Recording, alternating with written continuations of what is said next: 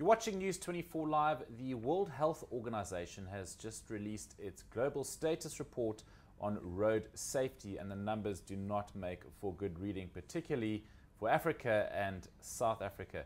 To discuss this further, we have the founder of the Arrive Alive website in studio with us this morning. We've spoken to him on Skype before, Johan Jonk. Johan, thank you very much for coming through. Thanks, Nick. From the Free State. Yeah. So, Johan, are you surprised by the numbers? Not really. The numbers, the report is dated 2015, but the numbers are actually from 2013. Okay. And ever since 2011, when we started with the Decade of Action for Road Safety, which targets a 50% reduction in road deaths, we've been updated, regularly with what is happening on our roads. The data that we have from 2013 is about 13,000 road deaths, and we know now that we're unfortunately one of those countries where we have not seen a decrease but rather an increase in road deaths, along with many other parts in Africa.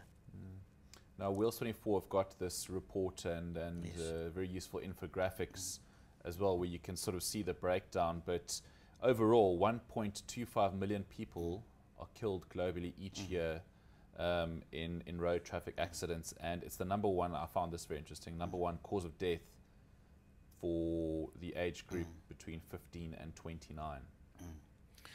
And 3 out of 4 are male. Yeah. What do you make of all of that? Yeah. No, it's indeed a big concern, and it's especially, in a lot of the developed countries, we have seen significant reductions.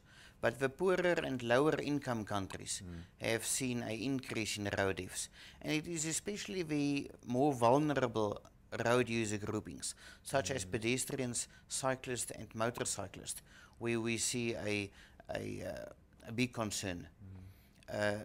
It also confirms what we know already and what the insurance companies have been telling us, that our younger drivers is definitely a high-risk group.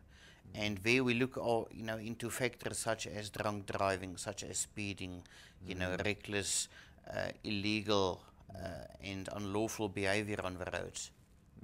So, I mean, where South Africa scored badly, as we can imagine, it was, like you mentioned, speed, drunk driving, child seats, but we scored quite highly in the seatbelt area. Yeah. So South Africans are quite good at wearing seatbelts, but it doesn't seem to really no, help. Actually not. The only good part that we have on the seatbelt is that our legislation is up to standard. Okay. When the So report, it's specifically the laws. Yes, the laws. So when the report comes out and refers to 2013, it says that our seatbelt legislation is up to standard, but that we were lacking at that stage on the child safety, child seats, legislation. And that has since during the past year come into effect. Unfortunately for us, our laws are only as good as the enforcement and the implementation thereof. So what the report also then reveals is that we only have about a less than 30% seatbelt wearing rate, and even much less when it comes to the rear seat seatbelt wearing rates. So there we are definitely lacking.